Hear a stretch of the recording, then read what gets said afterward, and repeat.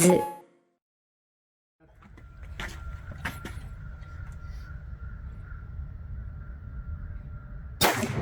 Uh-oh. The ejection port had a little snack. Alright guys, welcome back to FUD Blasters, where we are providing unmotivated reviews and retrospectives on different firearms from a design perspective and from a general mouthfeel practicality. And I've said this before, I actually like bullpups, and you... I'm cursed with the sin of being left-handed and liking it, whereas you're left-handed and refuse to accept it. So yeah, not all of you probably know that, but we're both left-handed. But very early on, I was always obsessed with bullpups, and so I just committed to learning to shoot right-handed. I can still shoot very well off of both hands, but I've gotten to the point where I kind of default to shooting a rifle right-handed, which gives us an interesting differing perspective. For example, when we had our range day with this, I did not get any brass in my mouth, whereas you were insistent. I got one and then craned my head back and then shot it right-handed. Yeah, no, he was trying to be principally left-handed. But anyway, some good bullpups do exist. Is this one of them? Well, let's get down to it. What do we got today? If you ask me, I like the Bushmaster M17S. I too like the Shrubmaster Model 17 Super. It's certainly got a vibe to it. In it looks very modern, and I would say even modern by maybe not quite today's standards. It's like a 2020s, 2010s modern sort of look to it. Right. Despite the fact that this gun sort of dates itself back quite a bit earlier, into the 80s even. So it was, I guess, sort of in the same way, I'd say to a greater extent here than you see with the AUG. Like, the AUG was a product of the 70s. Right. And it was awfully forward-looking, I think, in terms of how the gun looks. And then I think more so with this gun than with the AUG, how the gun works is rather advanced from a standpoint of how exactly they pulled off what they managed to pull off. Yeah, I'm going to tend to agree. So before any of you start saying anything, this one, the only little modification I've done to it is I took off the barrel bushing, which we'll talk about why there was just a barrel nut on the end of the bushing here. But that's about it. The Picatinny rails are a very common accessory. Most of the ones that I've seen for sale have the rail add-on. That's attached in a questionable way, and we'll talk about that. But why don't you tell us a little bit about the history of this gun?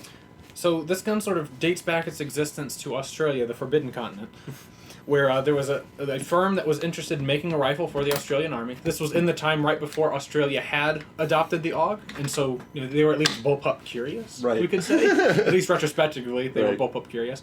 This company designed two prototypes. One was 5.56. One was a caseless ammunition. When demoing the caseless gun from what I believe the Australian government, it exploded, fired out of battery, or had some funny thing happen to it. Yeah. And so I guess the Australian government then lost enough interest in them that they sold the design to a company called Edenpine, Whatever. in Australia. Something like that. It's a made-up word. Mm-hmm. They had developed the gun to more visually resemble what you see before you today. The previous prototypes, we can put up a picture, were weird.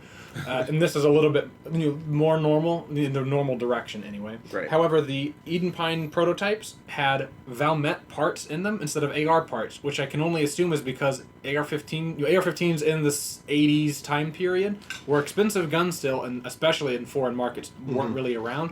Whereas the Finns had been putting Valmets in any country that would allow you to import guns. Like, that was the AKs you could buy here, were Valmets. Right.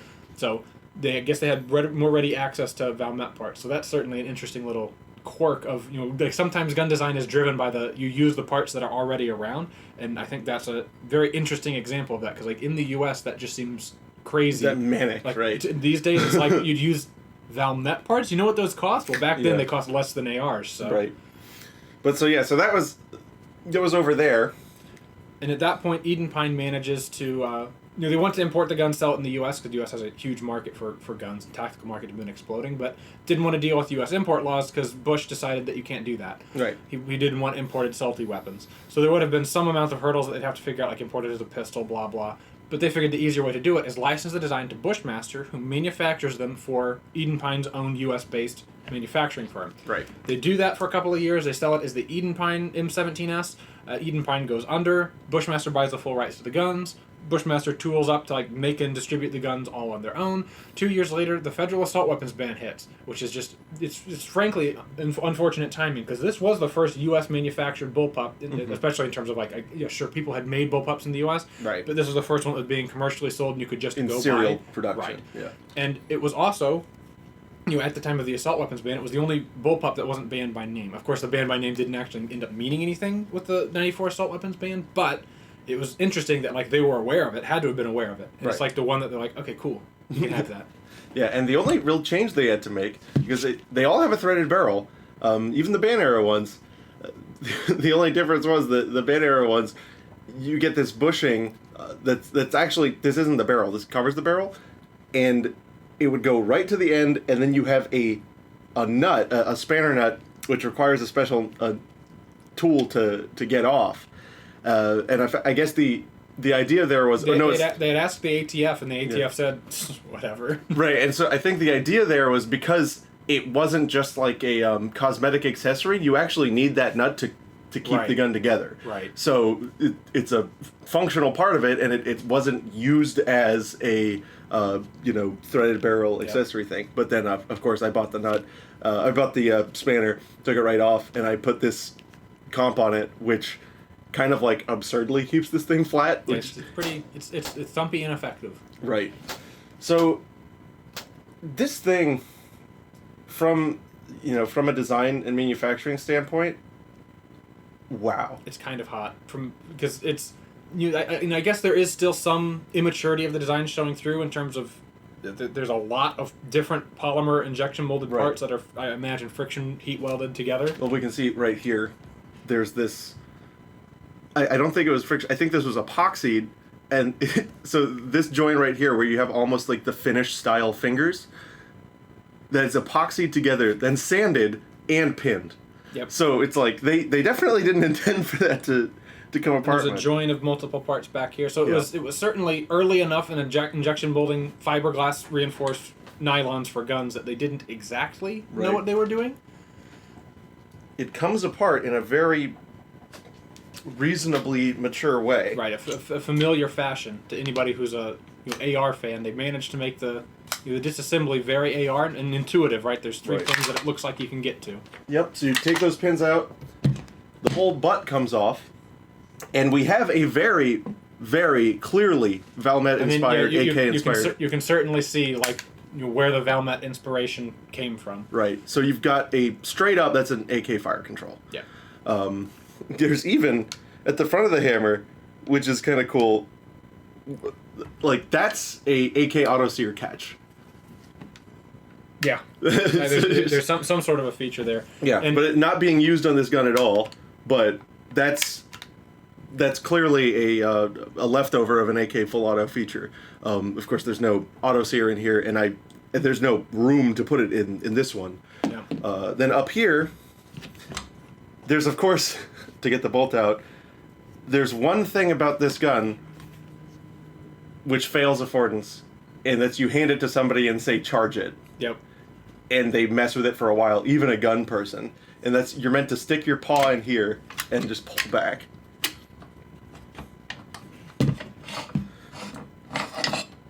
And that is a straight, let's see, that's an independently spring-loaded charging handle, which is cool, but that's kind of cracked. it's if you hand that gun to somebody, they'll sit there and like puzzle with it for a long time. Yeah, but this is a fantastic usage of the AR-18.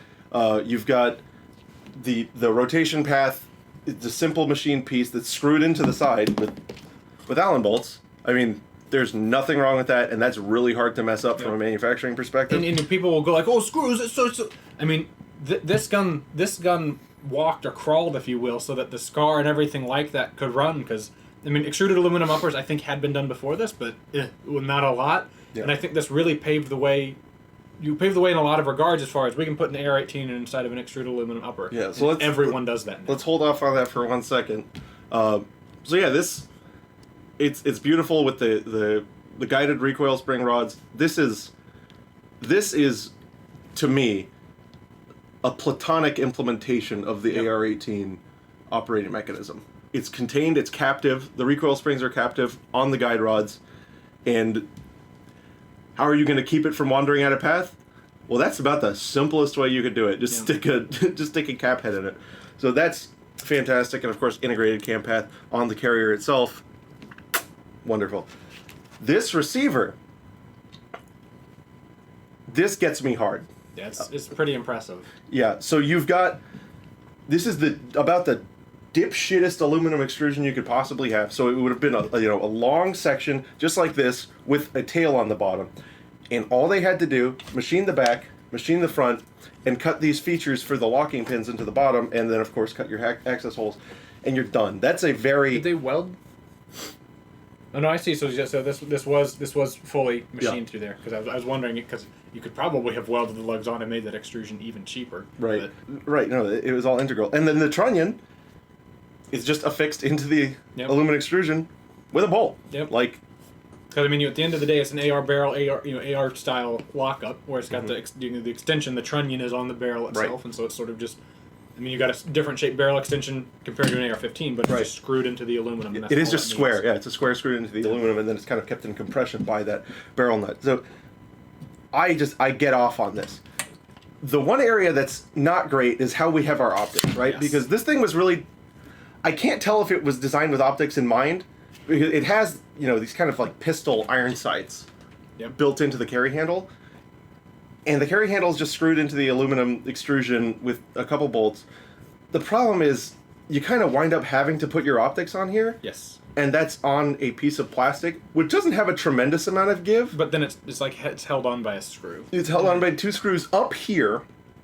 And then you have all of your moment back here. Yep. We'll say it again, go ahead and take your drink. It doesn't inspire confidence in that way. But again, this thing, like you said, was crawling. Right.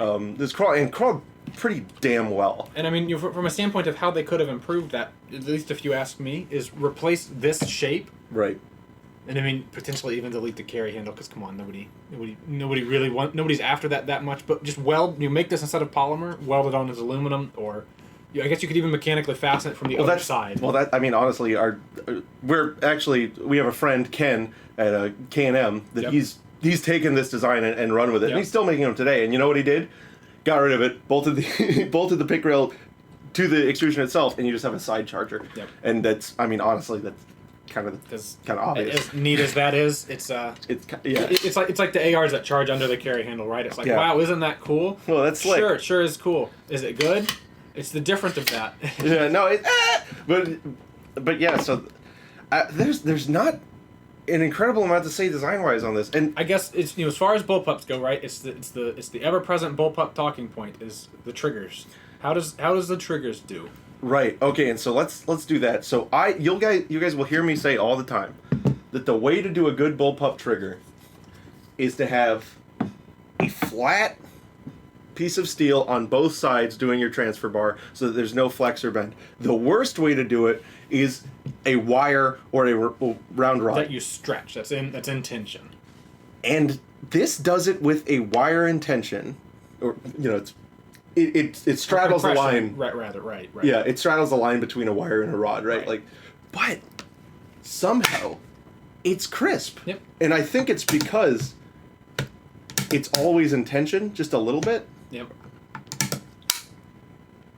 I don't know how this manages to feel as good as it does, but I think it's just how short the travel is. Yep. It doesn't have that sort of squish or crunch that you have with a lot of bullpups. It just sort of, there's maybe something that feels like a first stage, but then it goes with a little bit more pull. Oh, you know what it is? It's these 2 pieces to the trigger. So most bullpups that do this, you have your trigger and the bar will be... And your trigger's just pivoting about a point and it has a shoe on it that pulls it forward. Whereas here we have some mechanical advantage. Yep. So you're moving the trigger that tiny bit, and it's moving another piece at the back of it that kind of accelerates your what's the word? You're getting multiplies your movement. Right. So that's, it's just really good idea. It's really nice to shoot. I do also like the AR-15 bolt hold open. That is just like, what if we just bent it? Yeah. To get it out of the way of the sort of diamond trapezoidal shaped upper. Yeah. So, and of course your your safety is just a mechanical block, which, that's how that works. Do you need any more than that?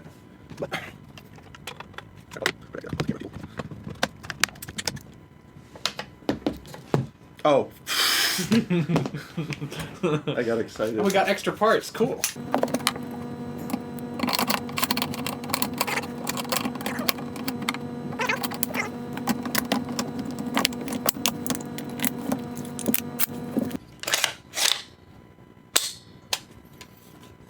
So yeah, I don't have an awful lot to say about this aside from, well, for some reason they didn't do too well commercially, and I think the assault weapons ban had a lot to do with it. I agree, and the assault weapons ban did a number on gun culture in the in the 90s, and kind of murdered it really. It wasn't until fairly recently where you saw a resurgence of interest in this type of, I guess we'll call it a fighting rifle. Right. And a lot of people who talk about these, they kind of just look at it. They've never actually owned one or really ran one, and they say, "Oh, that's just a gimmick. It's just a toy, right?" Because it looks, it looks cheap. It looks right. Like junky. if you saw one of those on a store shelf today, and somebody said that was made in Turkey, you'd go, "Okay." Yeah, you 100% would. But I'm telling you, I think this is a competent fighting rifle. Yeah. 100%. I think it was fairly ahead of its time with a redesigned scope mount and maybe charging handle like K&M is offering, with a little bit of modernization. I think it's hard to go wrong, especially from a standpoint of, if this gun had the adoption in the sort of market base that an AR-15 does, I think you could be making this cheaper than AR-15s. Oh, 100%. It's an extruded aluminum upper, an AR-15 barrel, an AR-18 bolt carrier group, and this can be injected and molded in one shot, right? Because it's no more complex than the KE Arms AR lowers. Right. And so I think that you could be making these at like a $500 price point today if you had the buy-in from the market and if you had the sort of big industrial base of everyone's buying one. Because you don't, you can expect to pay more. But when you look at what sort of bullpups cost across the board, right? I like this better than the VHS. I like this better than the Tavor. I like this better than the AUG. I don't know that I can think of a bullpup that I'm like, yeah, I like that better. I guess I need more time with an FS2000. But No. Even from a form factor standpoint, this is a lot better form factor than an FS2000, because the FS2000 is one of those guns where it's like a Desert Eagle. Like you pick it up for the first time and you're like, what the fuck? Yeah. What? Why is it so big? Yeah, I feel bad for people who have their first rifle being FS2000. That's crazy. Yeah, you're fucked forever. It's like guys, car guys who got into it in an RX-7.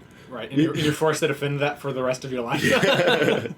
Yeah. No, so it would have been so easy. It would have been so much easier for this to get to the AR-15 price point. But I'm going to challenge you on that, because the AR-15 is down at the $400 level. That is a gun with a lot of complexity in manufacturing and, in manufacturing. Right. The bolt carrier is a nightmare. The receivers need to be... The advantage of the bolt carrier is you can make it on a bar feeder. Yeah. which Stoner had no idea that would even exist, right? Right. Unless there's proof he said, like, oh yeah, I knew in the 60s that there was eventually going to be a robot feeder that would just keep my lathe running. I kind of doubt that, but... I guess it's the one big advantage the AR-15 had is just like out of nowhere. It's like every advance in CNC technology made it easier to just have a robot make all of it. Right. Yeah. Save for the upper and lower, which still has to be a forging. Except for the people who are just machining them for billet. Right. Right. But this gun, everything is so much more machinable. Yeah. I think this is, here's my, History Channel moment. I think that if this was something that saw mass adoption, I think we'd be paying like $250 for it. Potentially. I think think where is the cost? It's the bolt carrier. Yeah, and that's square. And I mean, the upper could be simplified so that, because my thought with these lugs is you could do something like, not dissimilar to what the Winchester 1890 does for its lugs for its magazine tube, where you just have square holes cut in the upper here, and you have the lug stick down from the inside. And whenever you put the lower on it, then can't go up. You have the top of the lower be your datum for the up down of your lug, and so then you're just you're pinning the lugs, and the gun. This has very little, really no slop to it, which is kind of nice. You'd pick up some slop there, but like AR's upper and lowers have slops. Like you could have a $250 one of these probably, and just with a little slop, but slop sometimes isn't even bad. So the downside though. It's stuck on one side. Yeah, and I mean, you know, that is solvable. That's something they could solve. It would maybe make it a little bit more expensive because, you know, there's a plethora of AR-18 bolts that can be adapted to crap them out the other side. Right. And then, you know, they could just come up with. You know, I sort of like the MDR philosophy that it's ambi. It just kind of like boops them forward a little bit. There's that sort of solution. There's a lot of different ways that people have found to sort of get around the bullpup problem. By the way, the MDR is a bad gun. They at least tried to make it better, which is kind of cool. Don't see that and then they used a bunch of MIM parts. But yeah, so that I think this might be a record for the shortness of our content. I mean, this is one I can come away with saying, you know, I like it. I've seen these things go as cheap as $650 even recently. If you can get one at $650, no brainer. Yeah, I bought this for $400, and I think this is one of the best kept secrets in no brainer from a standpoint, especially if you're a person who wants a bullpup, don't look further. Yeah, right. If you can find one, you know, used, even if it's a little shoot used, right? Yeah. Right. Well, not necessarily because Well, the K&M ones. So the K&M ones are expensive, but because he changed a few of the things in very interesting ways. Not bad, just they became more expensive, and you know, it's going to be over a kilobuck for one of those. And it's limited run production, and that's sort of the price you pay. It's somebody who. I mean, you pay the price of it's somebody who has taken the time to fully understand that gun, and you got to make him whole for that because he's not just reverse engineered, but his triggers are better, by the way. Right. This trigger's good. He did it better. That guy is like he's a savant in bullpup triggers. So that's the thing. If you really want a bullpup, and you're right-handed, and you know not, or at least. Like you can shoot unprincipledly left-handed. You can shoot this left-handed with your head all the way back, and the cases will miss you. It's just not comfortable at all. Yeah, you did eat one though. Yeah, but yeah. So if all of that, and you want like a, you know, premium fighting rifle, I get the K&M. But if you just want a bullpup, it's pretty good. But now let's do something that gun channels don't ever do. What would be the price that's too much? Because, you know, you never know with stuff like this. People might be watching this video years from now and they're like, what the hell are those guys talking about? Like, if I was right-handed and I liked bullpups, I wouldn't pay more than $1,000 for a used one anyway. Yeah. So far as I've ever found, I probably put a couple hundred rounds through various examples, right? And I think a couple hundred rounds on various different guns is more important than 5,000 on one from a standpoint of you got the good one. And especially when you're a reviewer, they made sure you got the good one. Right. So I haven't ever had gross reliability issues or anything with them. I've looked for pictures, right? Because this lower being polymer, I've been very interested forever. And this lower getting the receiver designation by ATF, really weird. Yeah.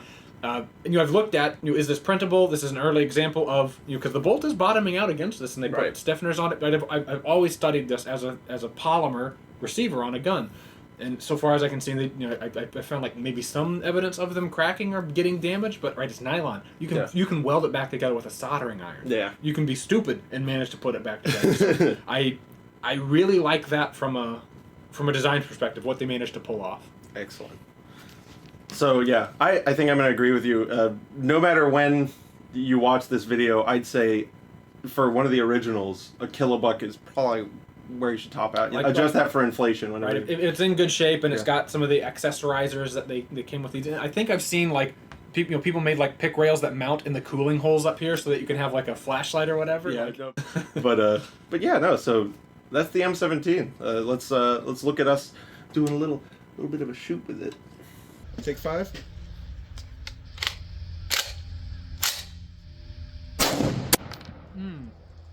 I gotta hold my head further back.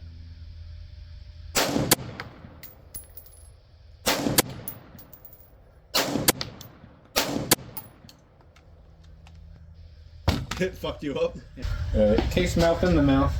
That's why they call it case mouth.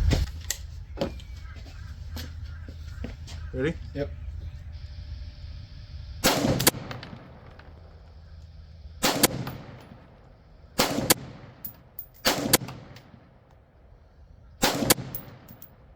I've never noticed that before, but I'm getting a little gas. It's got a fat fucking comp on it, though. Yeah. Well, I'm used to this gun, and it's weird. The trigger's weird. You do have to get used to it.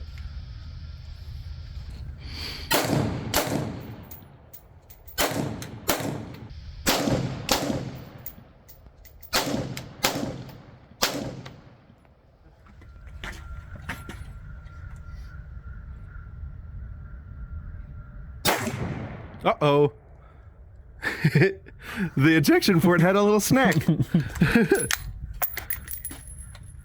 Did it feed? Yep, we got another one. Okay.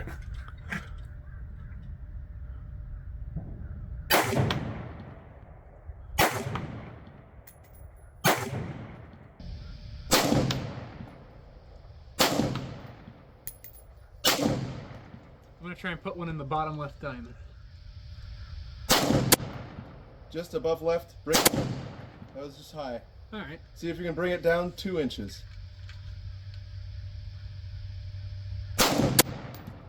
Just right.